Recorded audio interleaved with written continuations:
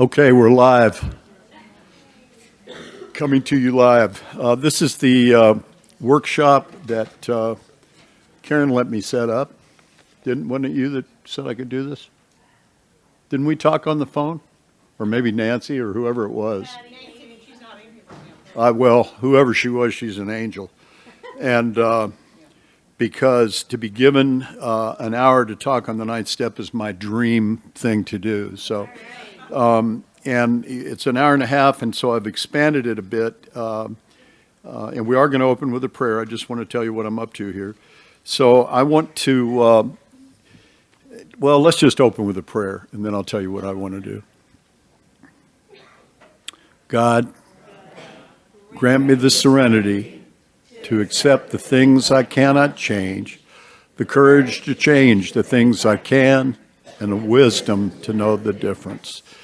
What I'd like to do in this workshop, since it's an hour and a half long, is I want to talk an awful lot about the ninth step, but I would like to tie in the fourth step, the ninth step, and the 11th step, and express to you guys how those all tied in for me and what my journey with those is and how I think they link together.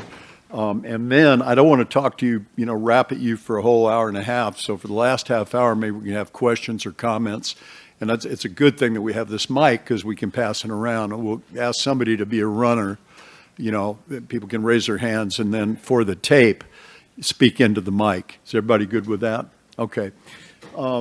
So just to tell you a little bit, and typically it's in my talk, and I don't know why I left it all out, but on a typical night back in my drinking, did I say I'm Tom? I'm an alcoholic? I don't even know if I introduced myself. Yeah, I'm a recovered alcoholic. Back in my drinking days, the typical evening would be I would come home, pass out someplace between 7 and 9:30. I wouldn't fall asleep. I'd pass out because I'd been drinking all day. Drinking was a way to survive for me. It became an all-day deal, I'd have so much alcohol in me that a normal person would fall down, and most people didn't know I'd been drinking because I needed that maintenance to keep going. And but by the end of the day, I'd be out of it, and so I'd get home, and between 7 and 9:30, I'd pass out, and it seemed like invariably at 3 o'clock in the morning, and it was I had a digital clock by my bedside, and it would be 2:59. 3:06, 3:02, whatever, but I would come, stark awake at 3 o'clock in the morning, and I'd go, my God, I don't want to look at that clock, it's going to be 3. And I'd look over, and sure enough, 3:02.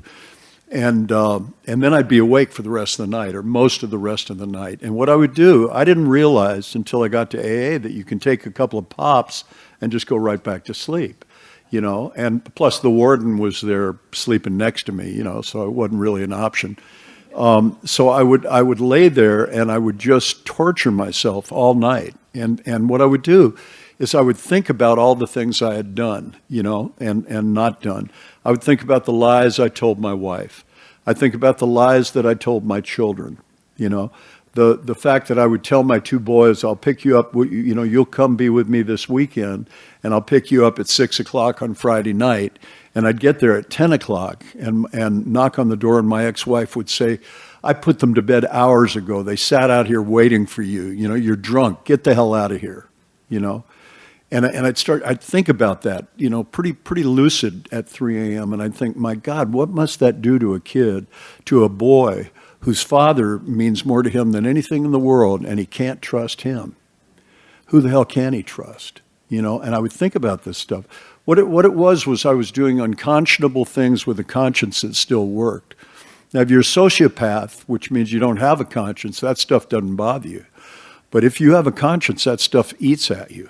At least it did to me. I would think about the lies I'd told to Juanita. I would think about women in my past that I had mistreated, that I'd lived with for years and just walked away from, never said boo to, I would think about money that I had borrowed from people and then just walked away. Sometimes bank loans, because it's before computers, they couldn't find you, I'd have a bank loan on a car and just drive away from that town and leave it.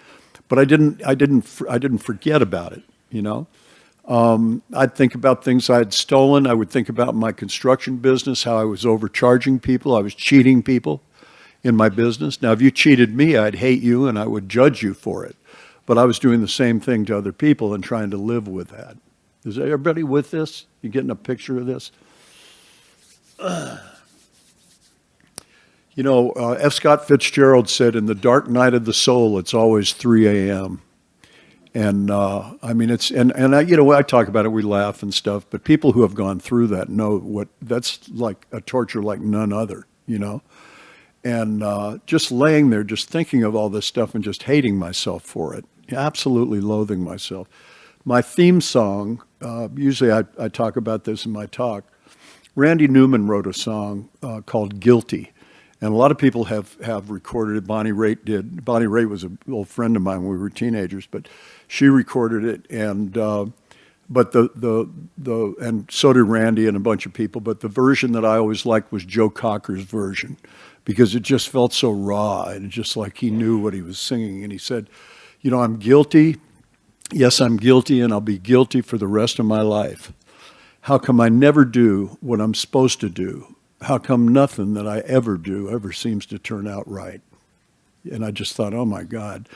And then he goes on and he says, you know how it is with me, baby. I just can't stand myself. And it takes a whole lot of medicine for me to pretend like I'm somebody else. And that was it.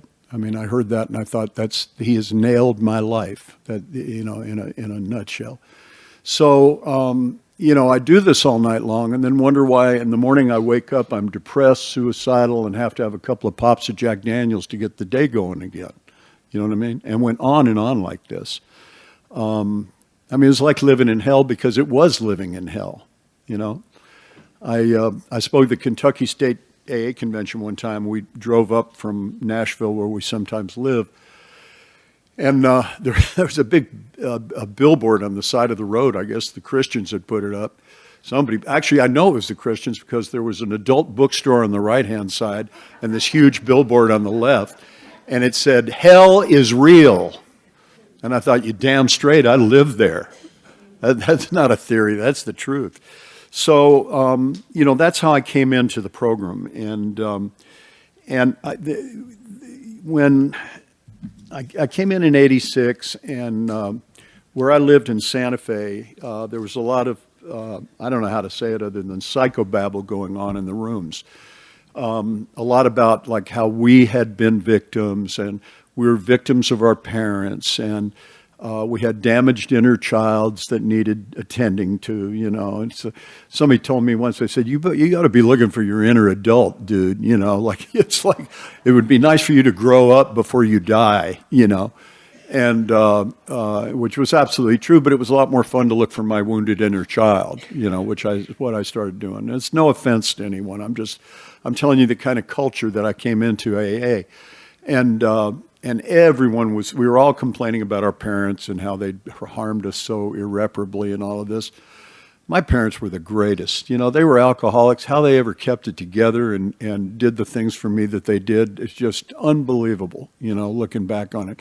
But I had no perspective then, And it's a lot more fun to blame other people than take responsibility for yourself.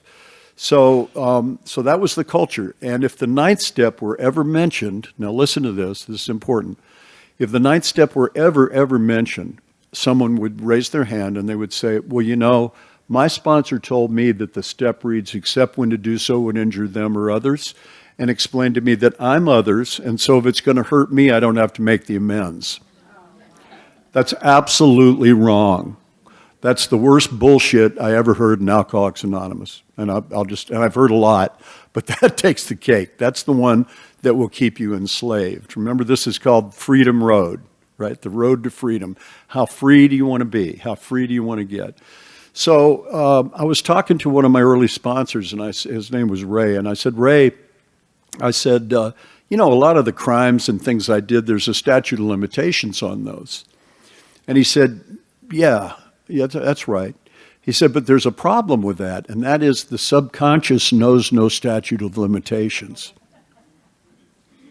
If you don't understand that, what it means and what happened to me, I mean, this is not theory. This is when I hit that wall at 5 years, I'm sure it's because of this, that I was dragging all the crap that I had done that I hadn't cleaned up with me through my sober life, trying to be happy, joyous, and free, and not making it, and wondering what's wrong. Why am I not getting it?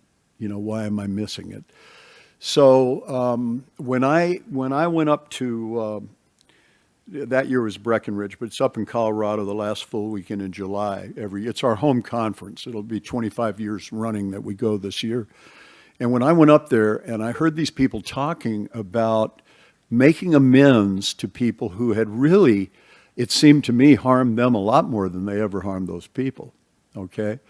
But they were making amends for what they had done, okay, what they had been up to, the things that went against their morals and values and principles.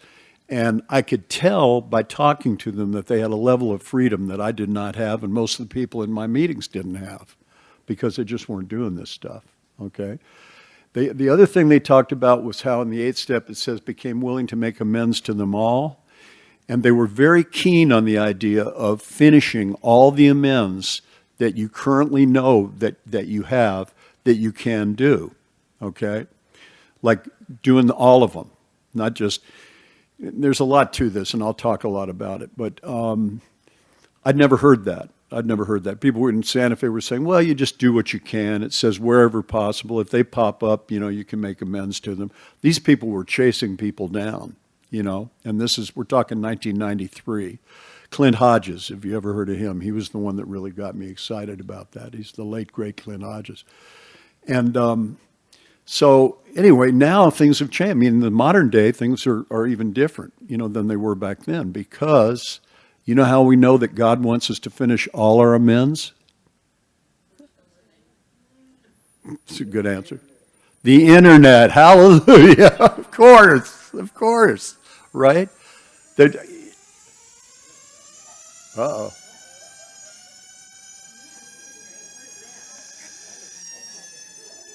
When that thing explodes, we all better duck. What is that?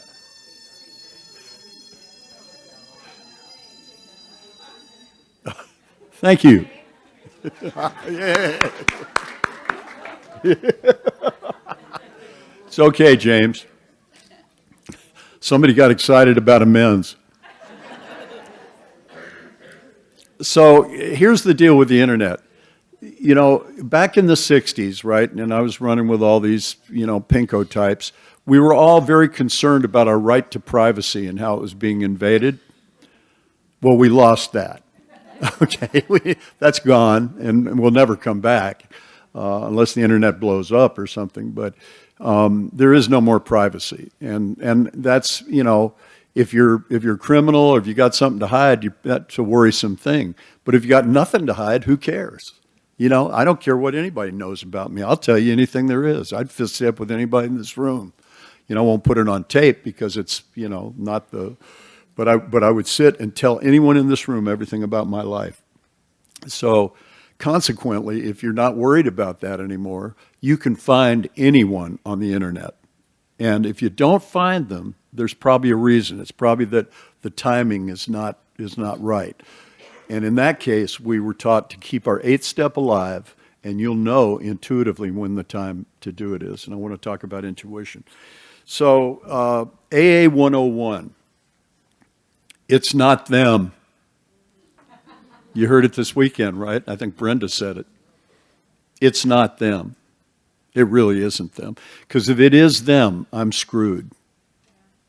I can't change them. I can't go back and change the 6th grade or whatever, we've been talking about this weekend. It's impossible. If they have to change, I'm screwed, And so my troubles are basically of my own making. That's what my big book says. Let's look at some of this real quick. Part of what I'm trying to do is make you really uncomfortable about old ideas that you've had about the steps. And if I do that, then I've succeeded in this workshop, okay?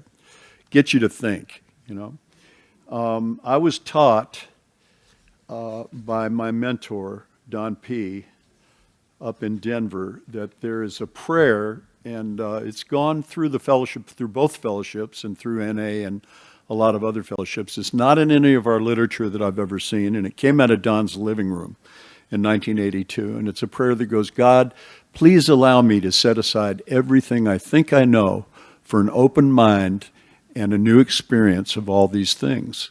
Okay, and there's a lot of versions of that. I say open heart usually when I say it. But the idea is, Bill Wilson said, some of us have tried to hold on to our old ideas, and the result was nil until we let go absolutely. Okay?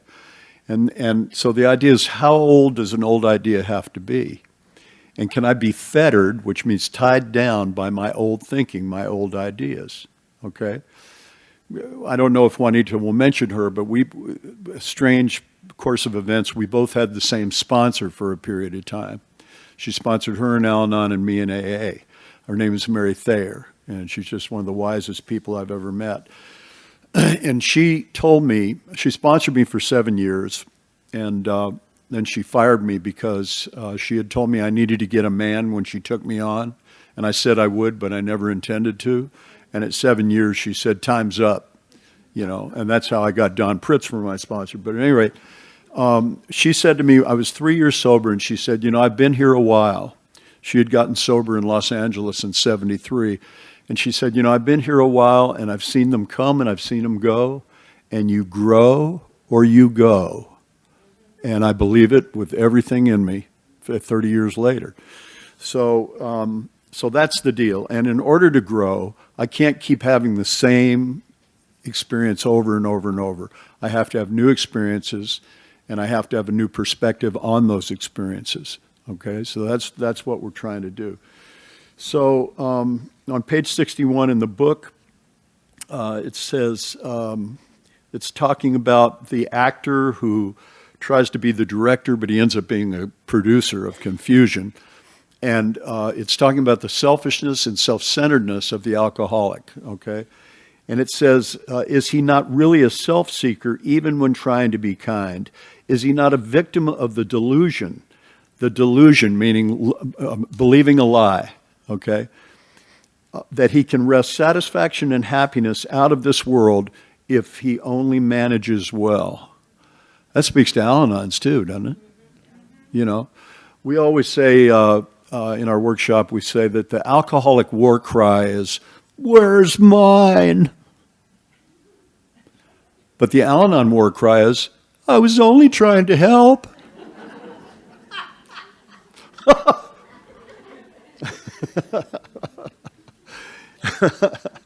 Okay. And I'm going to throw this in just because I'm crazy. People pleasing. You ever hear that? Actually, Mary Thayer likes saying that nowadays, but there's a great story. When Mary Thayer's two sponsors met each other, they ended up Hugh and Beverly Douglas, both passed. They ended up marrying each other.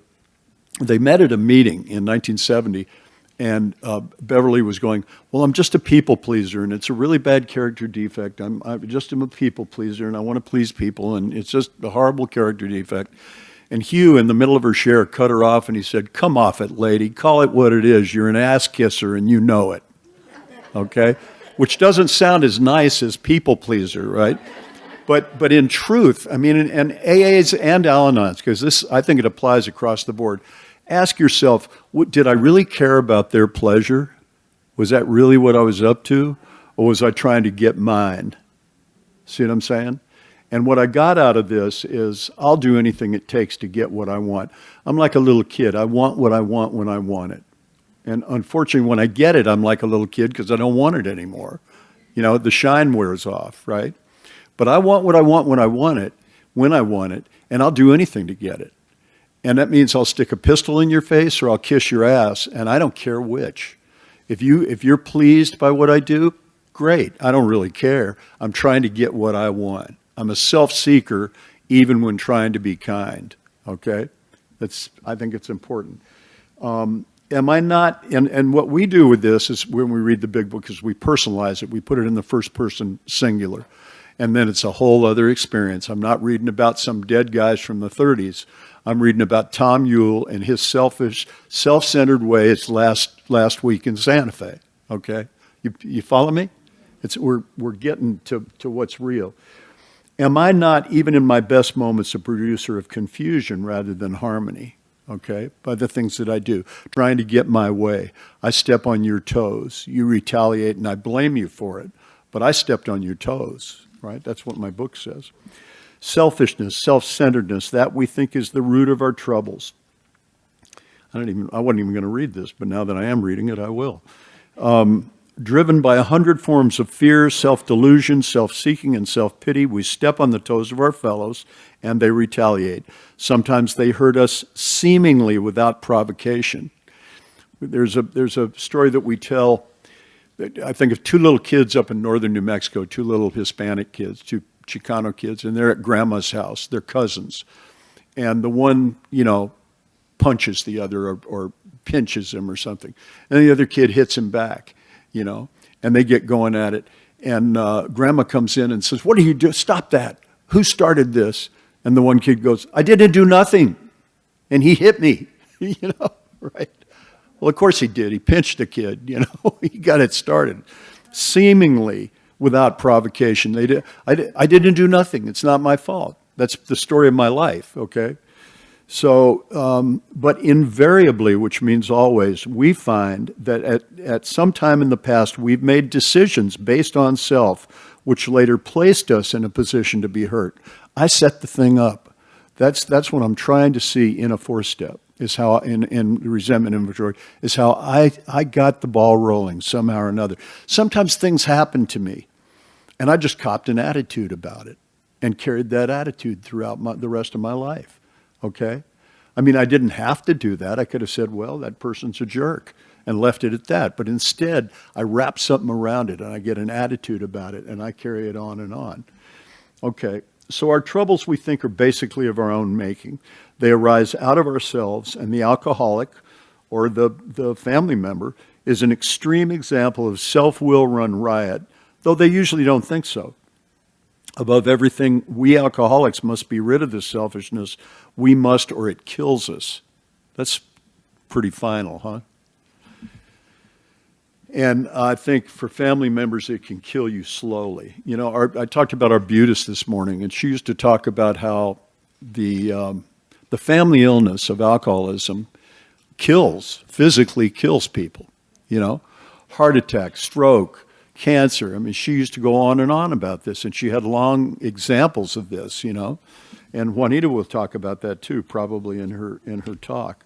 So we're talking life and death. I mean, that's, and we're also talking about your soul.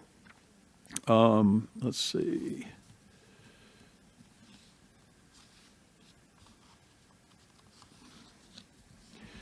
So this is page 67 in the book. Though we did not like their symptoms and the way these disturbed us, they, like ourselves, were sick too. We asked God to help us show them the same tolerance, pity, and patience that we would cheerfully grant a sick friend.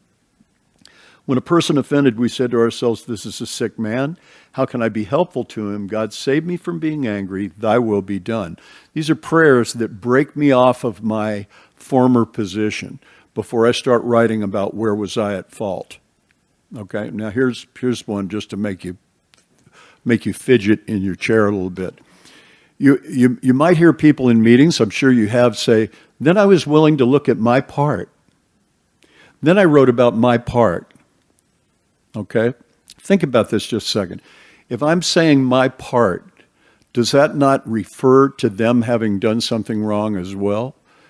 See, if I have a part, there's a whole. And that means that they still have a part. I'm still blaming them. You get what I'm saying? That makes a lot of people comfortable. They don't want to look at where they're wrong unless they can still blame the other person. You know what I'm saying? I get it. I did that for years. Well, out of the magnanimous nature of my heart, I will look at my part. But they're still assholes. You can't have it both ways. It doesn't work like that. Now, I'll show you why. We avoid retaliation or argument. We wouldn't treat sick people that way. If we do, we destroy our chance of being helpful. We cannot be helpful to all people, but at least God will show us how to take a kindly and tolerant view of each and every one. And I was taught to say a prayer for that. And to God, please show me how to take a kindly and tolerant view of this jerk, that... But here's the deal. I want you to listen to the language of this. And there may be different language in Al-Anon. I don't know. But this is what I do. This is how I was schooled in this. Referring to my list again, this is the 4-step list, my resentment inventory. Putting out of our minds the wrongs that others had done. Not saying what was my part and still blaming them, but completely putting out of my mind what they did. Okay? We resolutely looked for our own mistakes. Where had we been selfish, dishonest, self-seeking, and frightened? Though a situation had not been entirely my fault, I tried to disregard the other person involved entirely. Okay? I can't have it both ways. I can't take responsibility and still blame them.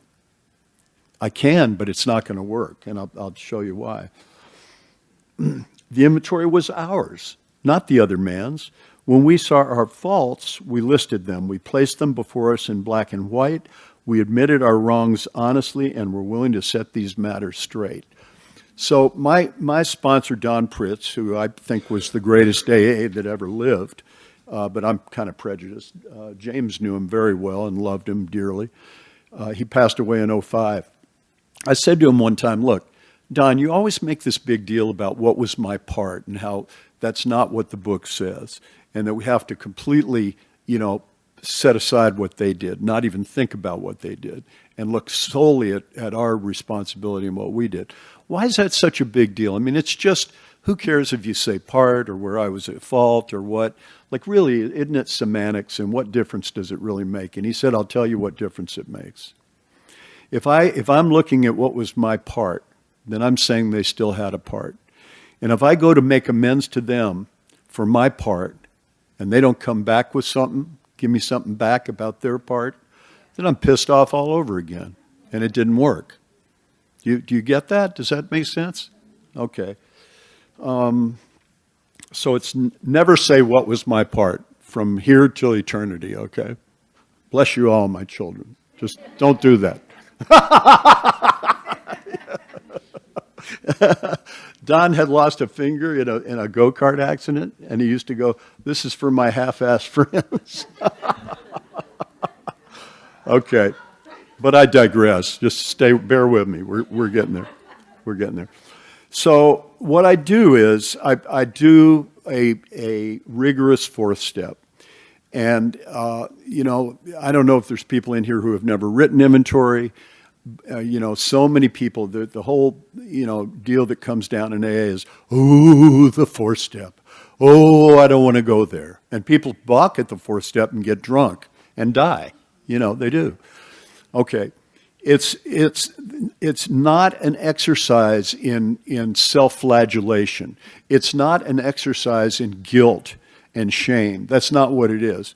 It says we're going to face and be rid of the things in ourselves which were blocking us. There was, Joe Hawk used to tell this story that if you go into a kid's room and say, hey, get those toys are all broken and messed up, get rid of those, throw them all out. Well, the kid doesn't want to get rid of those toys. God bless you. He doesn't want to get rid of those toys. He's had them forever and he wants to keep them. But if you say, look, Johnny, if you'll get rid of those, all these broken toys and the toys you're not playing with and the toys that you're tripping over in your room, I've got all these other toys that I'm going to bring in and give to you. And these new ones are going to be better than those old ones. And you better believe he starts throwing this stuff out. And that's what the 4th step is really about. Face and be rid of the things in myself which were blocking me. Blocking me from what? Blocking me from God. Blocking me from my fellow human beings. Blocking me from the sunlight of the Spirit. Blocking me from a life that's happy, joyous, and free. Okay? Because I'm carrying this crap with me through my life. Because the subconscious knows no statute of limitations. If you have a conscience, if I do something to you that I would condemn you for if you did it to me, I can't live with myself. That sets up stress in me. Is this making sense? Okay. You're going to have time to tell me I'm full of it later, but okay. So we're going to jump to page 73. Now, another piece on this. In the beginning, right away, I tried to meditate. Santa Fe's a big woo-woo town. You know, we got a lot of Buddhists. We got, I used to say, we were the woo-woo capital of America, but now it's Sedona, Arizona. But anyway, but there's a lot of different stuff. I used to say it'd be easier finding a spiritual path in Pittsburgh than it would in Santa Fe, you know, because there's every kind of, you know, strange and wonderful deal. And so a lot of people were big time meditators, you know, and I wanted to meditate. I mean, I thought that's a good thing. I didn't know anything about it, but I'd heard about it, and I thought, you know, that's a good thing. So I would sit and close my eyes and try to get quiet, and the white noise would start up. The white noise. The white noise is an interesting thing. I went to that treatment center I told you about in Albuquerque. And when I left, I owed them $1,400 for a copay that was beyond what the insurance would pay. And I think Juanita mentioned it to me, but, you know, I didn't have any money, and I just thought, oh, well, they got theirs anyway, you know. And some years later, we started talking about it. And she said, you know, there's that copay that you never paid to that place. And I said, oh, but, you know, they're a rich corporation. I mean, they, you know, blah, blah, blah. But the funny thing was, when I would drive down to Albuquerque, the hospital was right on I-25. It was the care unit. And the care unit had long gone, you know, south. I mean, when the insurance moved out, a lot of those corporations closed up shop. But that building was still there. Now it was a hospital, and it had a big cross on it. I mean, I remembered it from when I was inside as a patient. And when I would drive past that building on I-25, the white noise would start up. The white noise. I don't know what it is. It's just, I'm kind of uncomfortable, you know? I'm kind of uncomfortable. And anyway, eventually that made my 8-step list. And how I paid that back is an interesting story, but I'll get into that when I. So all of this stuff is building up, okay? And we're coming to crunch time, which was at that 5 years deal. So here's page 73. More than most people, the alcoholic leads a double life. Okay, I think many family members, many Al-Anons live a double life. He is very much the actor. To the outer world, he presents a stage character. I want you to think I'm hip, slick, cool, and, you know, love the world. This is the one he likes his fellows to see. He wants to enjoy a certain reputation, but he knows in his heart he doesn't deserve it. Okay? You ever feel like that? That's what I uncovered in a 4-step. The inconsistency is made worse by the things he does on his sprees. Okay? Coming to his senses, he's revolted at certain episodes he vaguely remembers. These memories are a nightmare. He trembles to think someone might have observed him. Fast as he can, he pushes these memories far inside himself. But do they go far enough inside himself? And can they stay there? Or do they fester? This is when I rewrite the big book, I'm going to put all this in there. He hopes they will never see the light of day. He's under constant fear and tension, and that makes for more drinking. There's a whole nother piece to this. I think that last piece, the inconsistency, is made worse by the things he does on his sprees. Those sprees can be drunk or sober. Drunk or sober. You know, we have a Native American man up in Colorado Springs who's just one of the wisest people I ever knew, Don C. And he says, you know, there are three main reasons that I find that people drink again, that they slip, that they go out. And it may be the reason that people leave Al-Anon, I don't know. But the three things were, one, you're living in a way that goes against your morals and values and principles. You're living in life in a way that goes against your morals, values, and principles. A lot of times that's like a sexual affair or something like that, or something having to do with money. Money and sex seem to be kind of the theme, don't they? It's kind of like always, you know. But anyway, living in a way which goes against your morals and values and principles and trying to get away with it. The other is you have a secret, like a deep, dark secret you never told anyone. It's good. We call them take it to the grave stuff, dark cranny, whatever you want to call it. But I ain't never telling nobody about this. and trying to live with that without it seeing the light of day. And the third is unfinished amends. Unfinished amends. There might be, from 30 years ago, it might be from 50 years ago. It doesn't matter. Time doesn't matter in this continuum at all. There is no such thing as time where this is concerned at all. So I just thought of something else. Anybody here ever see the movie Flatliners? Yeah, hands. That was written by an AA member, and it came out in '89. And if you want to get really uncomfortable, listen to this workshop and then go see that movie. Rent that DVD or go to Netflix or something. It's about these medical students who deliberately flatline themselves, kill themselves to see what's on the other side.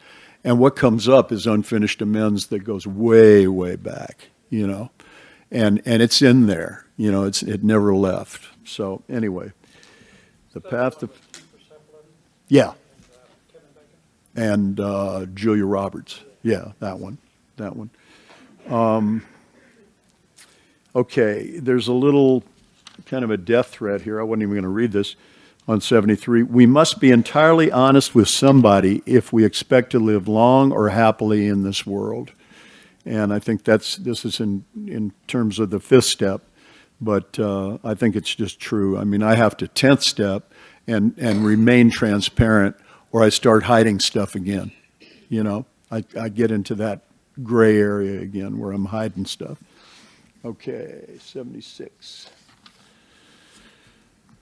So, yeah, and I started to tell you about meditation. So I would sit and try to get quiet, and then there's the chatter of 1,000 monkeys. There's a bunch of crap going on in my head, or white noise, okay? But either way, going into the silence for me is not a good, safe place. It's not the warm fuzzies. It's like uncomfortable, not good, okay? You with me? And there's a corollary to this. So,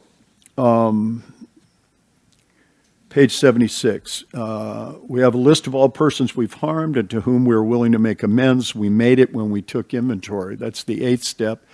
When I write inventory, or when I have my guys write inventory, and I love my guys. I sponsor a bunch of guys, and they're the light of my life.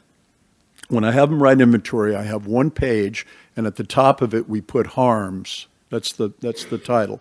Now, it doesn't say to do that in the 4th step, but later in the 8th step, it says we had our list. We made it when we took inventory. So this is what I found as I was first writing 4th step. I would hit upon something, like the fact that my wife never left me, the lie that I told myself for years and years, but that I drove her out, and I would see that. And the shame and the guilt of that would stop me in my tracks. I don't want to write anymore. I don't want to look at anything like that this afternoon. Thank you very much. And I just closed the book, okay? What I found was, if I took that name and I put it on this list that said harms, you following me? Then I got it out of my head, out of my subconscious, onto the page, and I was telling my subconscious, I intend to do something about this. I've got that name on a page in my 4th step, okay? And later, when I get to my 8-step list, I've got 2/3 of it right there, 3/4 of it. And I made it when I took inventory, just like it said. Okay, we attempt to sweep away the debris which is accumulated out of our effort to live on self-will and run the show ourselves. If we haven't the will to do this, we ask until it comes. And there's a lot of stuff with that. What I do personally is I pray. I pray for willingness to be able to make the amends, and to clearly see what I had done, where I was at fault. My sponsor, Don Pritz, got sober in the Colorado State Pen in 1967, and he couldn't get out and make amends, but he could work on his 8th step. And what he did was he had a cell of his own, and it had a chair in it, and he would sit on the bunk, and the chair would be there, and he would look across at the chair, and he would picture the person that he had to make amends to, and he would ask himself, am I willing to do anything that it would take, absolutely anything that it would take, to make this right between me and that person? And he would sit, and he would pray, and he would think until he got to the point where, yes, I am absolutely willing. That was his exercise. A lot of people I know do that. It's a good one. Okay, we attempt to sweep away the debris which is accumulated. If we haven't the will to do this, we ask until it comes. Remember, it was agreed at the beginning that we would go to any lengths for victory over alcohol. What we do in our step work is in the beginning, when we start with the first step, we say, are you willing to go to any lengths? Are you willing to do whatever it's going to take to recover from alcoholism? They always say yes. Of course they do, right? But then they balk. You know, in how it works, it says at some of these we balked. No, at all of these we all balked. You know, Bill was just, I don't know what he was doing, but that wasn't true. But when we hit these walls, when they balk, we say, wait a minute. Didn't you say at the very beginning, I thought we had kind of a verbal contract about this deal, that you were willing to go to any lengths for victory over alcohol. Have you changed your mind? Is that not true anymore? And you kind of guilt trip them back onto the rails, you know. You know, or they say screw you and they leave. You know, it's either way. Okay, page 77. And you ask yourself, why are we doing this? Like, really, why are we doing this? You know, I thought in the beginning when I started making my amends that I did it to assuage my guilt, so that I wouldn't feel guilty anymore. And Don said, that's not why we do this. If you're doing it out of guilt, you're doing it for the wrong reason. And I thought, that makes sense. He said, what you need to know is if I owe you, I must pay you, whatever it is, be it emotional, be it financial, be it whatever it is. If I owe you, I must pay you. And that's it, because I need to do that in the spiritual life. There's no other way. Top of page 77, it says, our real purpose is to fit ourselves to be of maximum service to God and to the people about us. And what I started to get, I tried to sponsor people from the very beginning. Like I was sponsoring when I was 6 months sober or something. You know, I had no idea what I was doing. I was trying to play junior counselor. I didn't have a step experience. And as I went on, I did a better job. But when I made my amends, this is important. When I finished my amends, when I did the really, really hard ones, right? I'm sponsoring these guys, and they go, look, I can do all of this stuff, but I cannot do that. I stole money out of this car, and I can't go back to that person and say, look, I stole your money. And I say, look in my eyes. I did it. You can do it. You get it? And they do. And it gives them I encourage them to be able to do what they need to do because I did it. And if I didn't do it, then I'm just flapping my lip. See what I'm saying? By my making my amends, I can help other people make their amends. It's amazing. It's just, and that was not my reason for doing it, but that's what came out of it, okay? The bottom of the page, it says, we're there to sweep off our side of the street, realizing that nothing worthwhile can be accomplished until we do so. Never trying to tell him what he should do, okay? Now, one of the worst things that can happen in an amends is you know, a person says, well, that's not all you did. You did blah, blah, blah, blah, blah. And I start defending myself, or worse, accusing them, right? And it turns into a pissing match, right? And well, that's not an amends, by the way. It just completely, you know, that makes it all fall apart. So what I learned was if they have something to say to me, my job is to shut up and listen. Zip my lip and just listen to them. Every dog has its day. This is their day, you know. Now, if there's a caveat with that, if it starts to get abusive, you know, my book says I don't crawl before anyone. You know, as a child of God, I don't crawl before anyone. If they want to whip me and abuse me with their language, I will say, you know, that's all of this I can take. You know, I hope you heard me, and we're not going to do this anymore. That has never ever happened. The closest it ever came was my mother, you know, and it really was stuff she needed to tell me. But that has never happened. But you know, if someone got abusive with you, I mean, it would, you know, you would be. I hate to say rights because we give our rights to God. I don't like that. but you'd be, within the spirit of the step to say, look, that's enough of that, But in general, I shut up and listen. And then I say, what can I now do to make this right?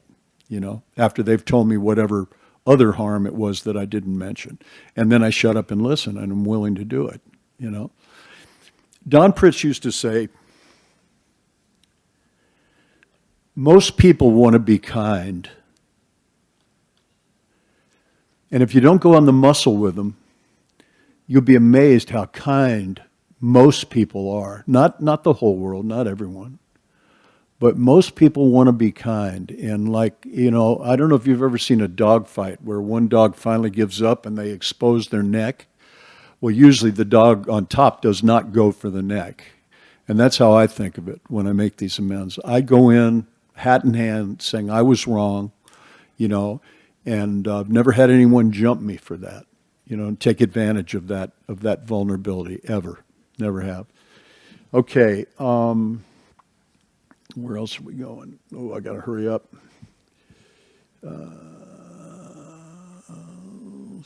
78. Okay. Most alcoholics owe money. We do not dodge our creditors. Telling them what we're trying to do, we make no bones about our drinking. They usually know it anyway, whether we think so or not. Nor are we afraid of disclosing our alcoholism on the theory that it may cause financial harm. Approached in this way, the most ruthless creditor will sometimes surprise us. Here's a good one. Arranging the best deal we can, we let these people know we are sorry. It's the only place in the whole deal it says sorry. I never say that. I say I was wrong. I say, you know what, I was wrong, right? Like Fonzie, you know what I'm saying? The hardest word in the alcoholic vocabulary. It's not I love you, believe me. 2 drinks on a bar stool and I'll be saying that. But some of you have heard that, right? Our drinking has made us slow to pay. We must. People say there are no musts. There are many musts. We must lose our fear of creditors no matter how far we have to go, for we are liable to drink if we are afraid to face them. Here's my experience. I owed a lot of money, guys. And my take on it was, I can't afford to pay this. I mean, I've got 4 kids. I've got a wife. I'm trying to build it back up. I can't afford to pay this stuff off. And I heard Clint Hodges say one time that, and I believe this wholeheartedly. He said, the universe. I mean, you can call. I say God all the time because it's a nice, convenient 3-letter word. It means something different to me all the time. My conception of God has grown over the years and will continue to grow till the day I die. And so you can say universe, God, Holy Spirit, Divine Mother. I mean, whatever you like. God doesn't care. I found out you can call God whatever you want, including some really nasty stuff that I've screamed at God and didn't get drunk. But I'm just saying. But at any rate, Clint would say the universe is a just universe. This is maybe important stuff. You'll know if it hits you. The universe is a just universe. And if I say to the universe, I can't afford to pay that money back, then the universe says, aha, for him, there's not enough. Because it's just universe. But if I say, I know God has my back, I don't see how I'm going to pay this stuff. I guess I'll have to start paying $5 a month or do whatever I can, but I've got to do it, and I know God has my back, then the universe goes, aha, for him, there's enough. And it opens the channel, and that's exactly what happened to me. I heard Clint say that. I took a chance. I trusted that God had my back. I started paying back the money, and the channel opened, and money now comes to me. I wished I could hold on to it. I can't, but anyway. But that's absolutely the truth. When I said, God has all the money, which is really true. That's another thing you should know. God has all the money. And since you're God's kid, this is what Brenda said last night. And since you're God's kid, you have all the money. And you may say, well, why it's not in my hand, in my wallet? Well, because you're blocking it. Somehow or another, you're blocking it. That's absolutely true. Absolutely true. So if I say I can't afford to make my financial amends, the universe will agree with me. And if I say God is everything, that's my choice, and I know God has my back, and I will start making my financial amends, even pennies or whatever it is. You know, I sponsor a lot of guys. I've come into a lot of situations over 30 years. And guys say, well, these credit outfits are calling me, man, and they want their money. And I said, well, you know, have you talked to them? Have you said, you know, I can afford to send you $5 a month? And he goes, yeah, but they say they won't take it. They won't take $5 a month. They say, well, I'll settle with you, but you got to send me $2,500, and then we'll call it a wash. And they go, well, then I told them, no, maybe I can send you $10 a month. No, we can't accept that. That's totally unacceptable. And then they tell me, and then I hung up on them. And I said, well, why don't you try this? Try sending them a check for $5 a month. See what happens. You know what happens? They always cash it. They always cash it. You know, it seems like such a drop in the bucket. It seems like I will never get there. Oh my God, you know, it's just, this is insurmountable. It's just impossible. What you're saying is God isn't everything. That's exactly what you're saying. I talked to a guy in Nashville, and he went bankrupt owing $2 million. And he was telling this in a meeting, and I talked to him after the meeting, and I said, so how'd you make that amends? He goes, oh, I didn't make that. How can you pay back $2 million? And I went, well, I guess you can't. You know, I guess you can't. I said, I know people in California who've paid a lot more than that, from bankruptcy to a lot more than that. But his God wasn't big enough. See? The limit was the limit he put on God. That was it. Anyway, let's get this quickly going because I want to hear some questions. I speak at the prison a lot in Santa Fe, and I go on and on like this because I get wound up. I love this stuff. I absolutely do. I'm an enthusiastic member, and I get wound up. And then I look around at these guys, and they're, you know, half of them, 2/3 of them don't want to be there to begin with. They just came for the coffee that I brought in. And I go, any of you guys think I'm totally full of crap? Of course, they won't say anything, but they'd love to. So you guys can. Okay, so anyway. Page 79, reminding ourselves that we have decided to go to any lengths to find a spiritual experience, okay? We ask that we be given the strength and direction to do the right thing, no matter what the personal consequences may be. We may lose our position or reputation or face jail. Where's my NA buddy out there? Or face jail. But we are willing. We have to be. We must not shrink at anything, okay? That's pretty intense. I think that kind of lays it out. Let's see. Keep going, Tom. Keep going. Soldier ahead. Okay, page 82. The alcoholic is like a tornado roaring his way through the lives of others. Hearts are broken. Sweet relationships are dead. Affections have been uprooted. Selfish and inconsiderate habits have kept the home in turmoil. You guys know about that as well as anybody. We feel a man is unthinking when he says that sobriety is enough. He's like the farmer who came up out of the cyclone cellar to find his home ruined. To his wife, he remarked, "Don't see anything the matter here, Ma.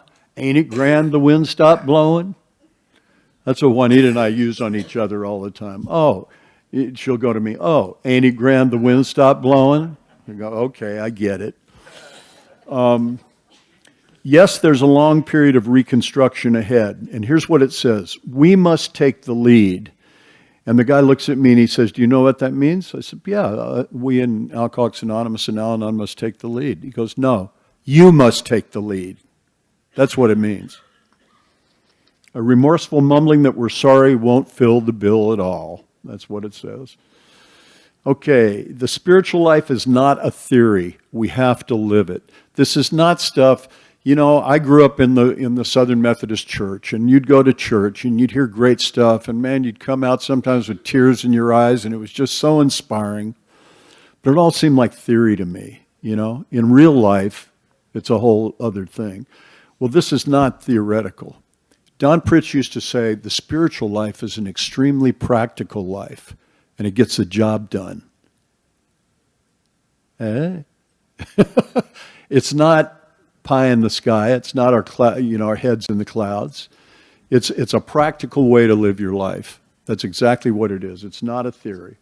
We have to live it, is what my book says. Some people cannot be seen. We send them an honest letter.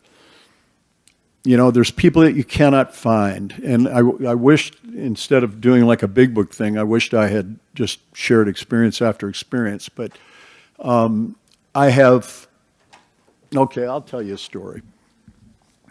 We've got time for a story. And we started this a little late anyway. I had a gal who I was having an affair with. I was committing adultery with. It's a nice way to say it. I was having an affair. I was committing adultery with her. I was married to one woman, and I was having an affair with this other girl. Really, she was a girl. I was 23. She was 18, and I really mistreated this gal, and just emotionally messed her up badly. And I won't go into all the particulars of it, but then I didn't see her for many, many, many years. But I never forgot. I never forgot what I had done. And so 27 years later, I started looking for her when I was making amends. And I couldn't find her. And I knew she lived in Connecticut, and I was back in Massachusetts making amends. And when I went through Connecticut, I looked for her, couldn't find her. I called mutual friends. Nobody knew where she was.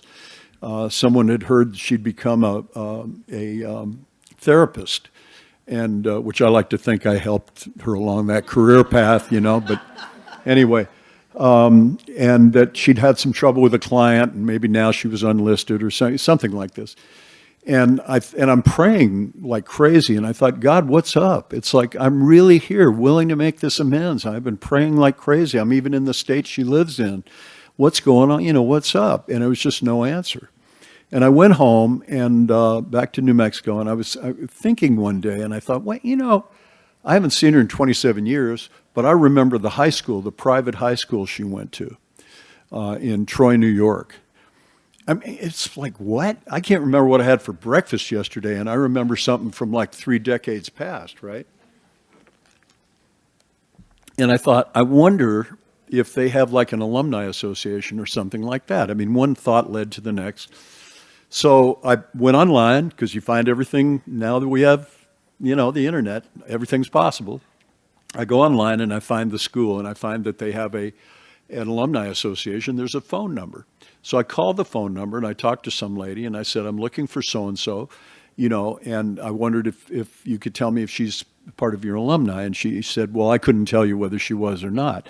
I said, well, how about if I wrote a letter and to her, but, in care of the Alumni Association, would you please forward it? She said, yeah, we would do that. So I wrote the letter. I thought that's the best I can do. Some people cannot be seen, so we write an honest letter. So I wrote an honest letter, and I laid out the amends in the letter. Didn't think anything of it. About 10 days later, I'm always at work, but I wasn't at work that day. I was at home for some bizarre reason at 10 o'clock in the morning. And the phone rings, and I pick it up, and it's this girl that I haven't talked to in 27 years. And she says, I got your letter. I was really pleased to hear that you're doing well, blah, blah, blah. She said, I think that you thought that there was more going on, that it was more harmful or something, more important than it actually was. I understand, we're all adults and blah, blah, blah. And I said, well, I'm willing to come see you, because we make direct amends, okay? That means face to face. Like, people always love to, they've harmed someone in person, but they want to make amends through email. That's not what the step says. It says made direct amends.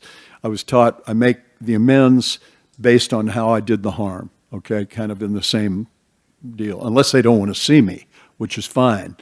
And she said, no, I don't think we need to meet. And I went, oh, thank you, And she said, but I really did appreciate it, and I wanted you to know that, and blah, blah, blah. I thought, great, we're done, wonderful. I said, oh, wait a minute. seem to remember that I borrowed some money from you, that I owed you some money. I said, I think you were trying to help me with my business, my little retail shop that I had at the time. She goes, no, I remember it was a cocaine deal. I said, oh. I said, okay. And she said, yeah, it was $150. And I said, okay, well, I have to pay you. I need to pay you that back. She said, no, I've got plenty of money. You know, I don't need it and I don't want it. And here's an interesting thing with this. Oftentimes, people, I've had to talk them into taking the money. I've had to say, well, maybe your grandkids could use it for God's sakes, or, you know, and eventually you can, you know, because people want to be kind. You know what I mean? People are generous. They're kind. They want to be. And when you approach them in the spiritual way, they really want to be. So she said she had a favorite, you know, and then you ask, is there a charity or something like that? And she said Amnesty International was her favorite charity. And I said, I'll send it. And so I sent the money. I think I put some extra with it for interest, right? That's the other thing we don't think about. Well, I've owed you money for 30 years, and I'm willing to pay it back. Well, you don't think about if they'd had it in the bank, they'd have some interest by now, right? So you also stole their interest. Doesn't that make you uncomfortable? I don't like that at all. Anyway, just saying. But at any rate, so I sent the money to the charity, and I had them let her know that it had been made, the charitable donation had been made in her name. The reason I do that, and I've done this many times, the reason I do that is so they know that somebody in AA isn't just flapping their lip, but they actually follow through. I wasn't good on the follow through. You know what I mean? I'm good at promising you a lot of stuff, but I ain't good on the follow through. So that was an important thing. So about a week later, I get a letter from her, okay? And it says, you know, I think I would like to see you in person and talk to you in person. And I'm thinking sometime next year and this and that. So I said, fine, you know, because that's what we do. I mean, we, you know, as you wish. And we made a date to see each other in May of that year. And it had been May the year before when I was looking for her in Connecticut. Anyway, we met up and went back to her house, and she had a cane. She was walking with a cane, and she was like 5 years younger than I am. And I said, what's that all about? And she goes, oh, I'll tell you, you know, it's something that happened. And we got back to her place and chatted for a while. And she said, you know, a year ago, I had just a routine operation on my spine, and they hit some nerves and stuff. And so I've spent the last year learning how to walk again and learning how to urinate again, you know. And I'm okay now. I mean, it's all come back, but that was what was going on a year ago. And I thought, a year ago, isn't that interesting? What if I had fallen into her life to do all this amends jazz right when she was going through that period of time? Isn't it interesting how the timing lines up? And so we're chatting on, and she said, you know, I was talking to my psychiatrist, and I said, I told him, Tom Ewell got in touch with me, and blah, blah, blah.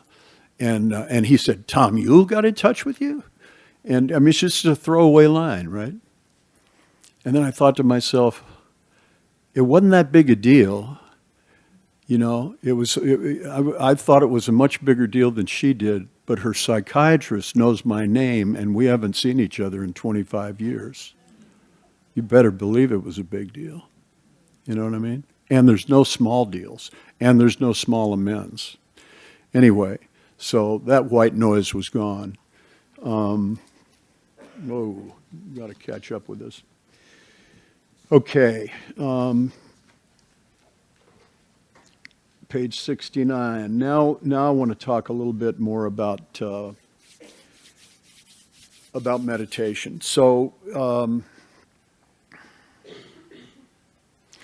I've tried all sorts of meditation practices, and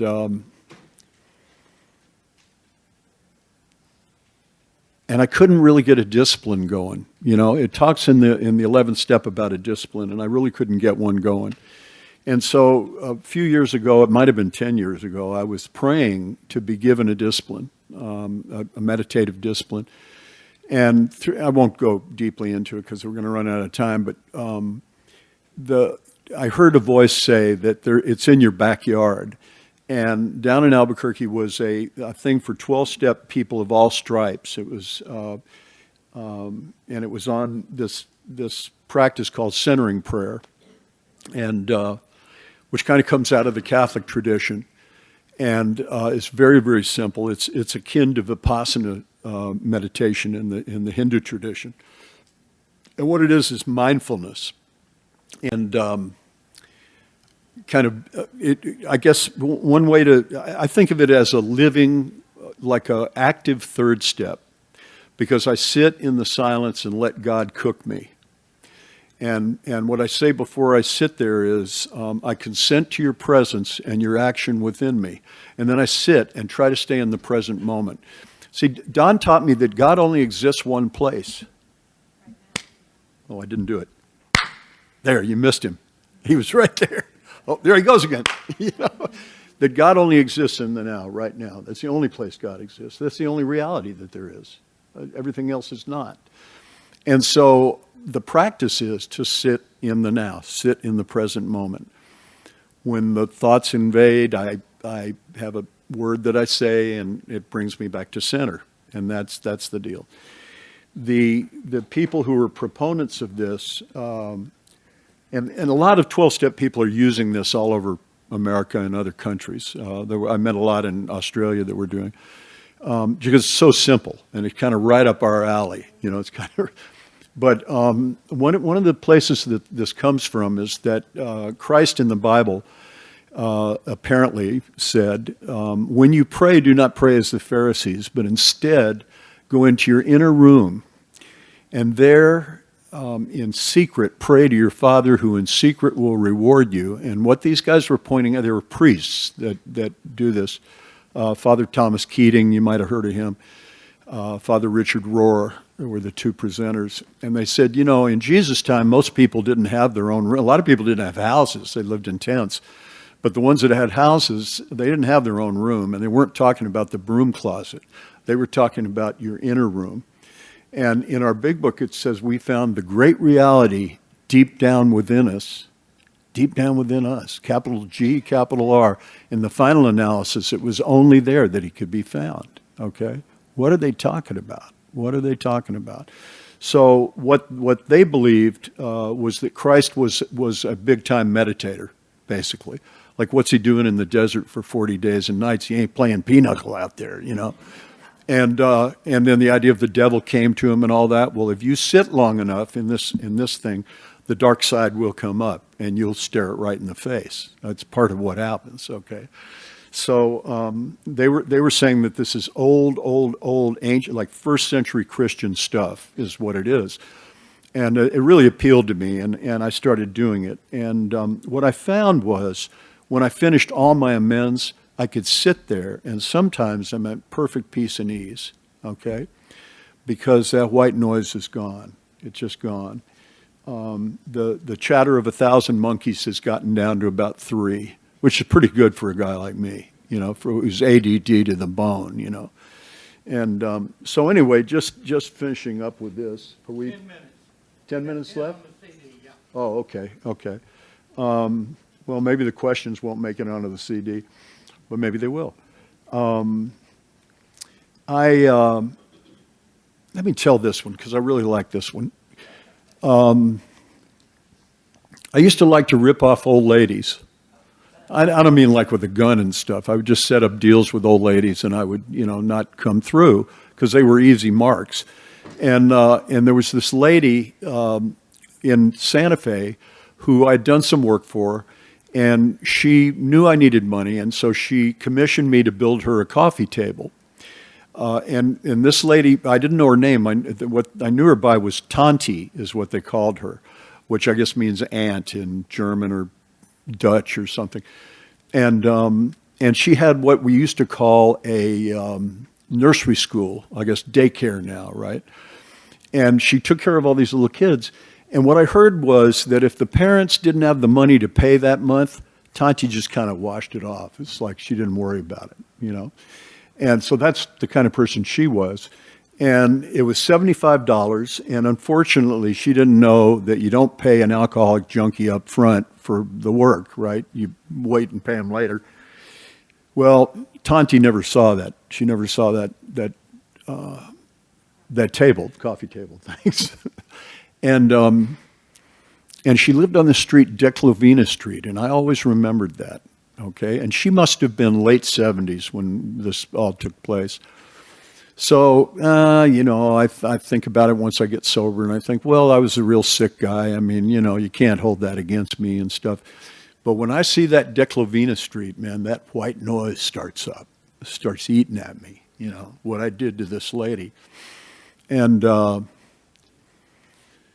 think, well, she's got to be dead by now. I mean, there's no way I can make that amends, I talked to my sponsor about it. He said, well, there's always a way. God always shows you a way to make amends. Like you'll find a bag lady or something, or there'll be some way that you can take care of that, which is absolutely true. God doesn't waste your time. That's what I've learned. And if you're on board, it always happens, and God's timing is perfect, like that girl I told you about. So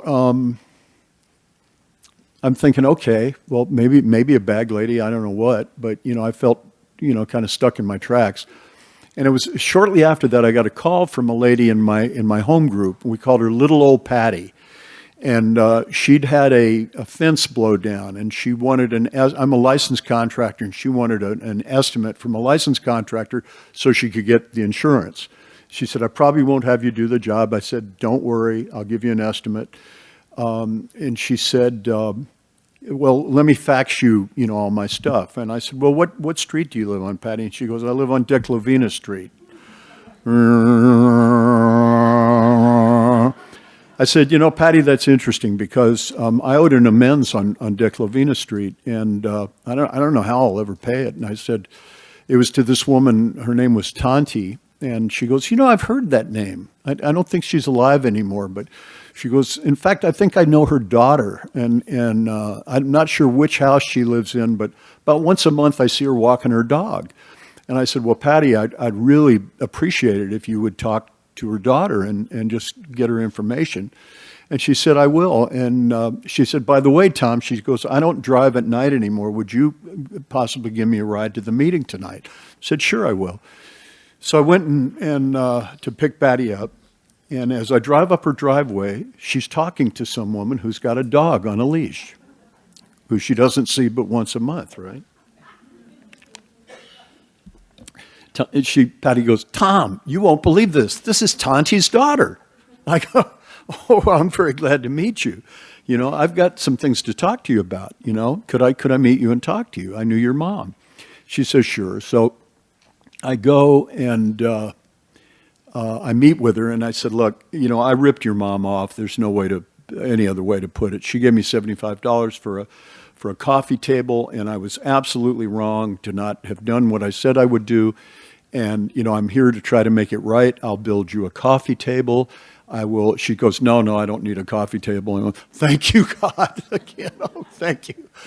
And I said, but my spirit has said that I owe 150 after all these years, and I need to pay it. And she said, well, I can't take your money. One of those again, right? I can't take your money. I mean, her mom, I ripped her mom off. She won't take the money. And I said, well, it's got to be paid somehow or another. And I said, is there a charity? And she said, well, my mother would have wanted it to go to some charity to help children. I said, okay, I got it. I got my marching orders. And I said, would you give me your permission that I go to your mom's grave? Which I've gone to many graves, and I highly recommend graveside amends, by the way, just saying. And she said, sure, yeah, absolutely. She's buried up at Rosario Cemetery, and this is her name. I never knew her full name. So I go up there to the cemetery, which is on my way back to where I live, and I kneel at Tanti's grave, and I talk to her spirit, and I asked her forgiveness. And I just told her what I was up to and how wrong I was to have done what I did, and I hope her spirit can forgive me, and which is often what I say at a graveside amends. And so I go home back up north of Sante Fe where we live, and in those days we never watched television for some reason. We just didn't. We were too busy. But the TV was on. And so I walk in, this is a true story. I walk in, and there's these like bald-headed kids in a swimming pool, right? Like playing and having fun and stuff. and it says Camp Enchantment, American Cancer Association for terminally ill children, so that their last summer they'll have a fun time. And like, I'm pretty dense, but I don't have to be hit with a 2x4 to know this is it, you know. And so I really had to work to make sure that the money went to that actual camp, because it was going to be filtered off the American Cancer Society, but it did. It went to that camp, and I had them inform Tante's daughter. I made the donation in Tante's name and let her daughter know that it had been made, so that the follow through was done. And now on De Clavina Street, there's no white noise. I can go there anytime. So a lot of stuff. So what's the big deal about the amends? You know, I don't know if any of you all ever knew Tom Ivester from North Carolina, who is just one of my all-time heroes. And he just, you know, a week ago he had 60 years sober, but I don't think he knew it, because he has dementia really badly right now. But what a beautiful guy. And he said something that rocked me, you know, years ago. He said, by finishing these amends and making sure that I finish all of them, I'm buying pieces of my soul back, one piece at a time. Where else can you do that? Where else can you do that, you know? So if I finish my amends, I help other alcoholics. I can look any man or woman in the eye. What a deal. Can you imagine? I go to Albertsons supermarket. I don't care who's walking up the aisle. I can look them right in the eye. And I can do that all over the world. I can do that anywhere in the world. If I owe you, I will pay you. And I know I will, because I've done so much of it. I say, I put all the reasons here. I can change my karma, I said. I really do believe we have a chance to change our karma. I really do. I think that karmic direction can be railed in another way. And, you know, I don't know if will this fit? A couple of minutes. Couple minutes, okay. We had a country doctor, Dr. McNown, and she took care of my babies. And a great lady. And I paid her back by working her for opiates, for narcotics, telling her, you know, could she write me a prescription? She was aghast. Oh my God! I mean, nobody had ever asked her to do that. Anyway, I owed her amends. And I put it off for years, and I used to see her coming out to her mailbox. I would drive past her, and I'm praying and praying. It's so humiliating, the idea of going to her, but I finally do. I stop and I go to her. And she had dementia by then. And I said, Dr. McNown, I'm Tom, and you know, you took care of my kids and this and that, and I, you know, I did something awful. I tried to get you to write an illegal prescription for narcotics years ago, and I was wrong to do that, and I've regretted it for years, and I just want you to know that I don't live like that anymore, and you know, I would never do that again, and you know, I try to help people today, and this and that. And she looked at me and she goes, I'm sorry, I don't even remember you. She goes, but you've made my whole day. So I used to ruin people's hour at the grocery store. You know, if they looked at me sideways and I was drunk, I could ruin your entire week, you know, just with a few words. And if I can make someone's day, I'm giving back. And I like to think that this is what happens, that she goes back in the house and she's nicer to her husband, and her husband's nicer to the kids maybe, you know, and the kids don't kick the dog, and the dog doesn't chase the cat, and the cat doesn't trip the mailman, and the mailman goes home, and he's better to his wife, and et cetera, et cetera, et cetera. There's a ripple effect of doing this where we make the world a better place to live in. I honestly believe it. Thanks a lot. That's all I have. Oh, no, sit down.